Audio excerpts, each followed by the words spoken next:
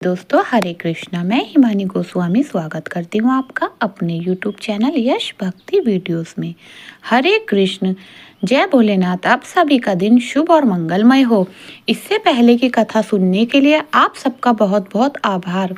आज सुनिए फाल्गुन मास महात्म्य के आगे का वृत्तांत, जिसमें श्री महादेव जी भगवान कार्तिकेय जी के अर्थात स्कंद भगवान से कहते हैं कि हे स्कंद, जो महापाप की ओर अतिपात की ओर अर्थात जो महापाप और उससे भी ज्यादा पाप करने वाले हैं, वे भी अग्नि तीर्थ में स्नान करने मात्र से ही पवित्र हो जाते हैं। जैसे अत्यंत मालिनी से सोना आग में तपने से शुद्ध हो जाता है, उसी प्रकार देहधारी मनुष्य अग्नि तीर्थ में आकर पाप मुक्त हो जाता है। जो 5 प्रकार के महापाप करने वाले हैं, वे भी तीर्थ में स्नान करके प्राणायाम और जाप करने से शुद्ध हो जाते हैं, ऐसा मेरा मानना है। और यहाँ पर जो 5 शिला हैं, उनमें सदा भगवान विष्णु की स्थिति है। वहीं पर सभी पापों का नाश करने वाला अग्नि तीर्थ भी है। स्कंद जी ने पूछा, पिताजी, वह कैसे पाचिलाए हैं और किसने उनका निर्माण किया है? यह सब बातें भी पूरी तरह विस्तार पूर्वक बताने की कृपा करें। तब भगवान शिव कहने लगे, बेटा, वहां पर नारद जी, नरसिंह, वराही, गारानी और मार्कंडेय, यह 5 शिला विख्यात है, जो सभी मनोरथ की सिद्धि करने वाली है। एक समय देवर्षि नारद ने एक शिला पर बैठकर वायु का सेवन करते रहते हुए महाविष्णु जी के दर्शन करने के लिए कठिन तपस्या की। वे 6000 वर्षों तक वृक्ष की तरह स्थिर भाव से उसी शिला पर विराजमान रहे। इसके बाद भगवान विष्णु एक ब्राह्मण का रूप धारण करके कृपया पूर्वक उनके सामने गए और उन मुनि श्रेष्ठ नारद जी से इस प्रकार कहने लगे कि मुनि, बतलाओ तुम क्या चाहते हो? तब नारद जी कहा, आप कौन हैं और इस निर्जन वन में आपके दर्शन से मेरे मन में बड़ी प्रसन्नता हो रही है। नारद जी ऐसा कहने पर भगवान विष्णु ने कृपा करके उन्हें अपने दिव्य स्वरूप का दर्शन कराया। उनके हाथ में शंख, चक्र, गदा आदि अयुध्य शोभा पा रहे थे। वे पीतांबर से सुशोभित और कमलों की माला से विभूषित थे। लक्ष्मी जी का निर्मल निवास, भूत भगवान का वृक्ष श्री वत्स चिन्ह तथा कौस्तुभ मणि की प्रभा से प्रकाशमान था। सुनंदा आदि पार्षद भगवान जनार्दन की स्तुति कर रहे थे। उन्होंने देखते ही नारद जी के शरीर में नए प्राण से आ गए और वह सहज खड़े हो गए।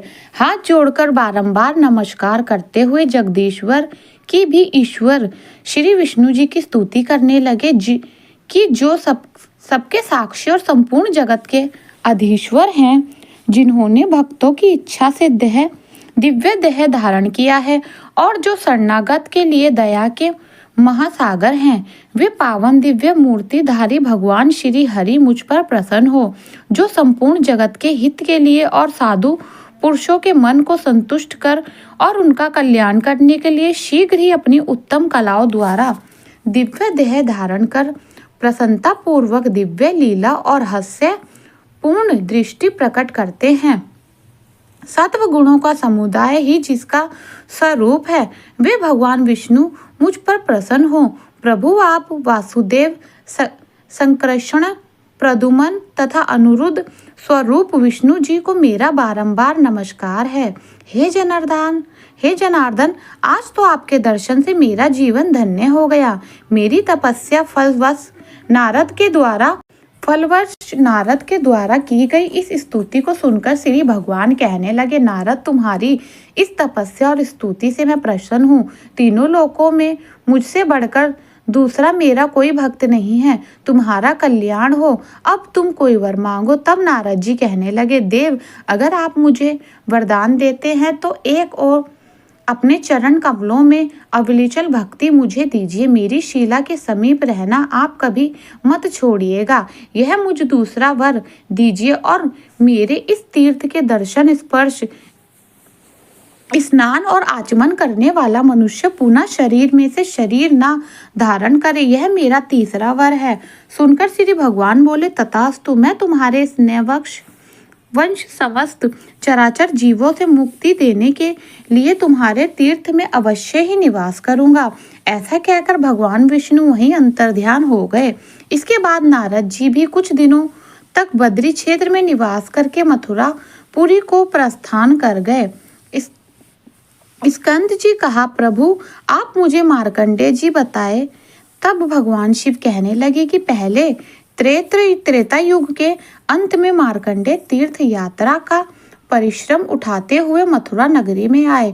वहां उन्होंने नारद जी का दर्शन हुआ। मार्कंडेय नारद जी का पूजन और फिर उन्हें प्रणाम किया। तब उन्होंने जहाँ साक्षात नारायण विद्यमान है उस बद्री क्षेत्र का महात्म्य इस प्रकार बताया कि साधो बद्री तीर्थ महाक्षेत्र है, वहाँ भगवान विष्णु का निवास है। तुम वहीं जाओ, वहाँ तुम्हें साक्षात श्री हरि का दर्शन होगा। यह सुनकर मार्कंडेय जी को बड़ा आश्चर्य हुआ।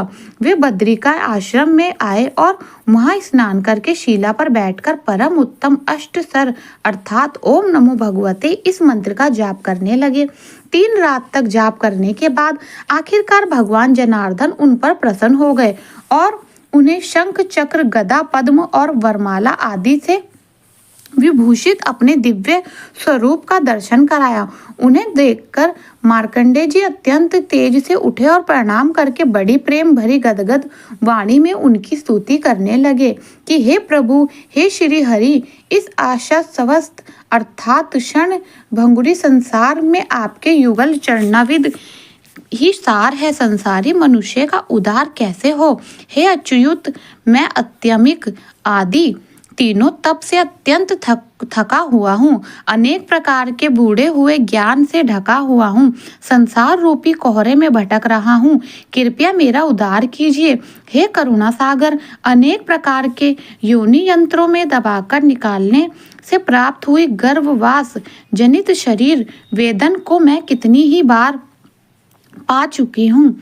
अब मेरी रक्षा कीजिए। जरा मृत्यु और बलावस्था आदि के दुखों से भरे हुए संसार में मैंने बहुत पीड़ित हूँ।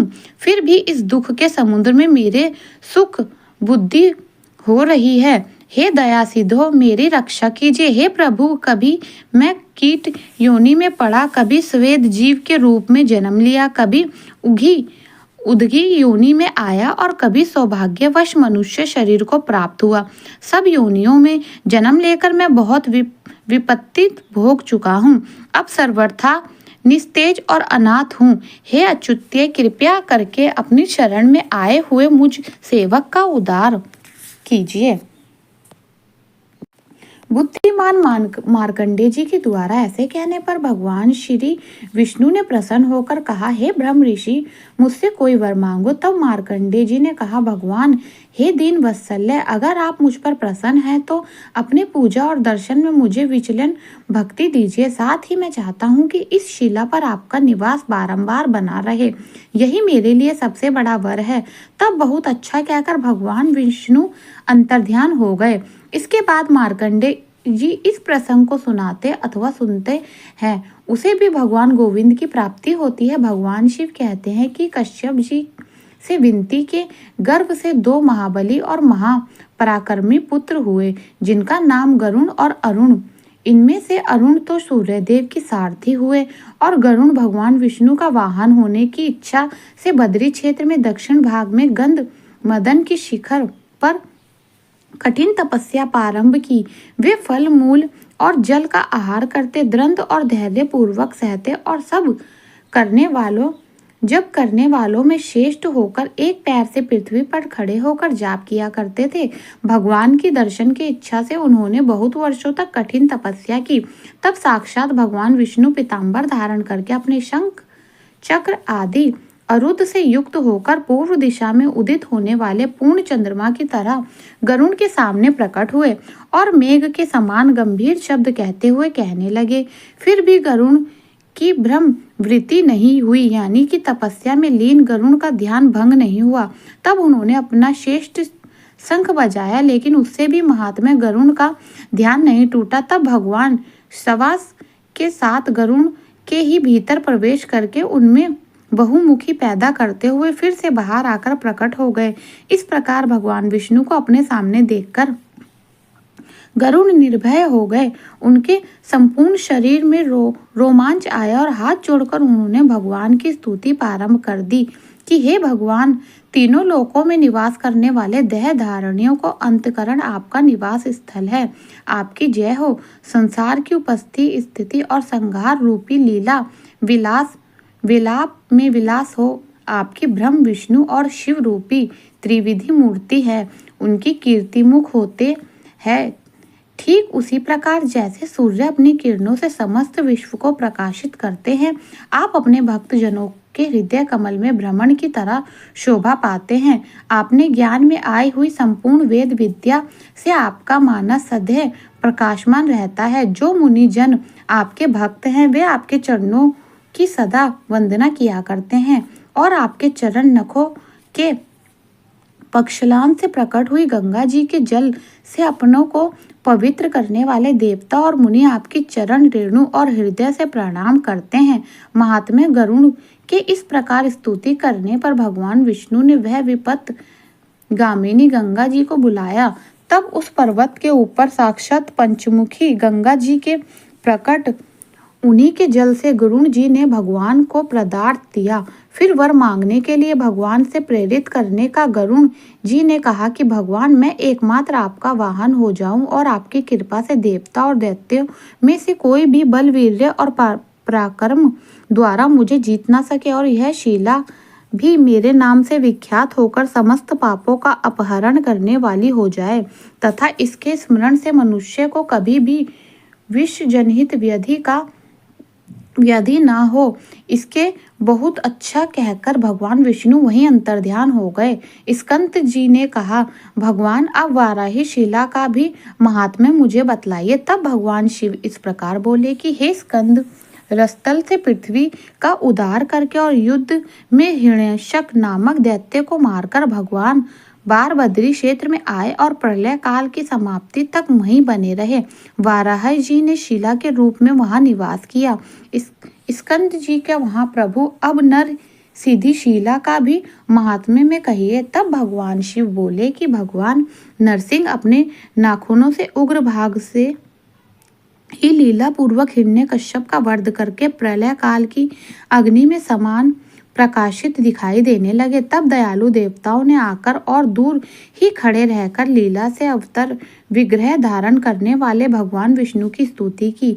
तब आपने तेज से समस्त देवताओं और असुरों को भी व्याप्त करने वाले भगवान पराक्रमी नरसिंह जी प्रसन्न होकर बोले, हे देवताओं, तुम लोग मुझसे कोई वर मांगो जो तुम्हारी शांति और सुख का एकमात्र साधन हो। उस समय देवताओं के स्वामी ब्रह्मा जी कहने लगे कि भगवान, हे प्रभु, हे नरसिंह देवता, आपका यह अत्यंत उग्र रूप समस्त देहधारियों को भयभीत करने वाला है, अतः इसके समेट लीजिए। इनकी प्रार्थना के अनुसार दिव्य रूप धारण करके भगवान ने फिर कहा कि देवताओं, मैं तुम पर बहुत प्रसन्न हूँ। बोले, अब मैं तुम्हारा कौन सा कार्य करूँ? तब देवतागण कहने लगे कि प्रभु, हमारा अभिष्ट वह यही है कि आप मन को प्रसन्न करने वाले परम शांत चतुर्भुज रूप से ही हमें दर्शन दिया करें।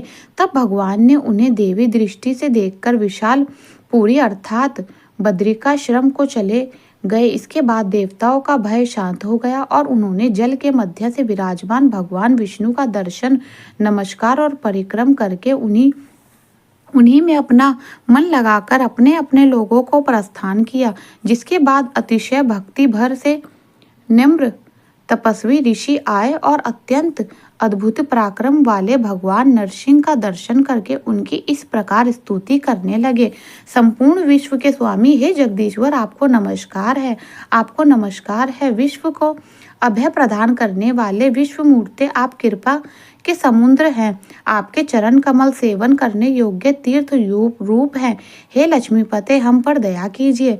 भक्त की इच्छा के अनुसार विचलित शरीर धारण करने वाले, हे विश्वमुख, विश्व भावना, आप प्रसन्न होइए।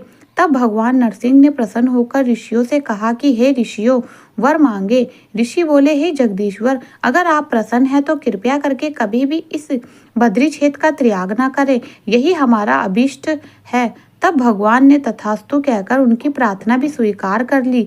इसके बाद सभी ऋषि अपने अपने आश्रम को चले गए और भगवान नरसिंह भी शिला रूप में हो गए। जो 3 उपवास करके वह नरसिंह के जाप और ध्यान में तत्पर होता है, वह साक्षात नरसिंह रूपधारी भगवान का दर्शन पा लेता है। जो मनुष्य श्रद्धा पूर्वक इस प्रसंग को सुनता है अथवा सुनाता है, वह सभी पापों से मुक्त होकर अंत में वैकुंठ लोक में निवास करता है। जय भोलेनाथ। आज के अध्याय में बस इतना ही। आशा करती हूँ आपको ये कथा पसंद आई होगी। आगे की कथा आप अगले अध्याय में सुनेंगे। तो यह था आज का अध्याय। अगर आपको मेरा वीडियो पसंद आया हो तो कमेंट बॉक्स में ओम नमः शिवाय जरूर लिखें। राधे राधे।